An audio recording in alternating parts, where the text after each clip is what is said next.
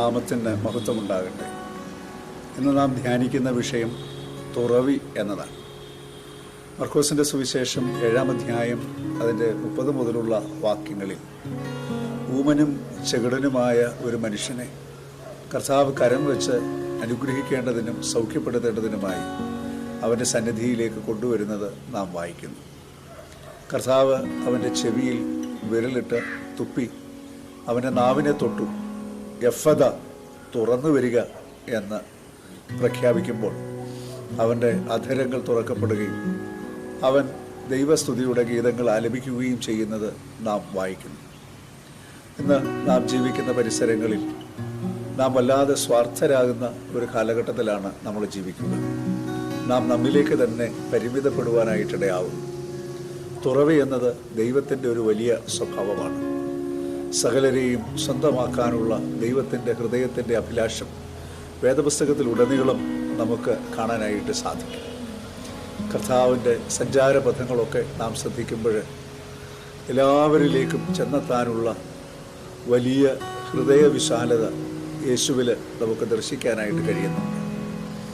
സമൂഹം ഒരുപക്ഷെ ഭ്രഷ്ട് കൽപ്പിക്കപ്പെട്ട് പുറത്താക്കപ്പെട്ടിരിക്കുന്ന ആളുകളുടെ ഇടങ്ങളിലേക്കെല്ലാം കർത്താവ് ചെല്ലുന്നു.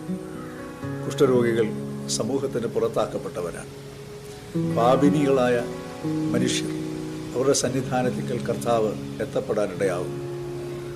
സമൂഹം കൊള്ളില്ല എന്ന് പറഞ്ഞ സക്കായുടെ ഭവനത്തിൽ അവൻ പ്രവേശിക്കാനിടയാവും.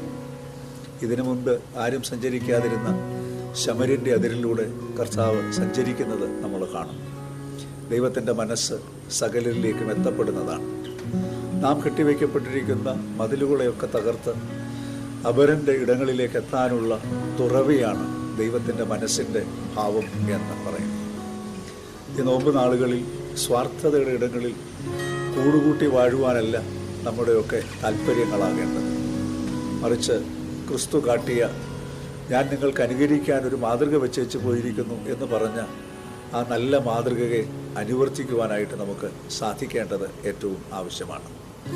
നാം കേൾക്കുന്ന വായിച്ചിട്ടുള്ള സുന്ദരമായ ഒരു ക്രൂശിനെക്കുറിച്ചുള്ള ആഖ്യാനമുണ്ടല്ലോ. കർത്താവിനോട് ചോദിക്കുകയാണ്, how much do you love me? This much he stretched out his hands and died. എത്രത്തോളമാണ് നീ എന്നെ സ്നേഹിച്ചിട്ടുള്ളത്? അവൻ തൻ്റെ കൈകളെ വിരിച്ചു പിടിച്ചു, ഇത്രത്തോളം എന്ന് പറഞ്ഞ് മരിച്ചു. സകലരെയും സ്വന്തത്തിലേക്ക് ചേർത്ത് നിർത്തുവാനുള്ള ദൈവസ്നേഹത്തിൻ്റെ അപാരതയാണ് ആ വാക്കുകളിലൂടെ നാം ഗ്രഹിക്കപ്പെടാനായിട്ട് ഇടയാകുക. തുറക്കപ്പെടുന്ന ഹൃദയങ്ങളുള്ളവർക്ക്, തുറക്കപ്പെടുന്ന മനസ്സുകളുള്ളവർക്ക് അപരനിലേക്ക് അതിൻ്റെ പ്രായോഗികതയായി തുറക്കപ്പെട്ട കരങ്ങളിലൂടെ ഇറങ്ങിച്ചെല്ലാനായിട്ട് സാധിക്കുകയുള്ളൂ എന്നത് യാഥാർത്ഥ്യമാണ്. നമ്മുടെ ചുരുട്ടിപ്പിടിച്ച മുഷ്ടിക്കുള്ളിൽ ശേഖരിച്ചു വയ്ക്കാവുന്ന മണൽ വളരെ പരിമിതമാണ്.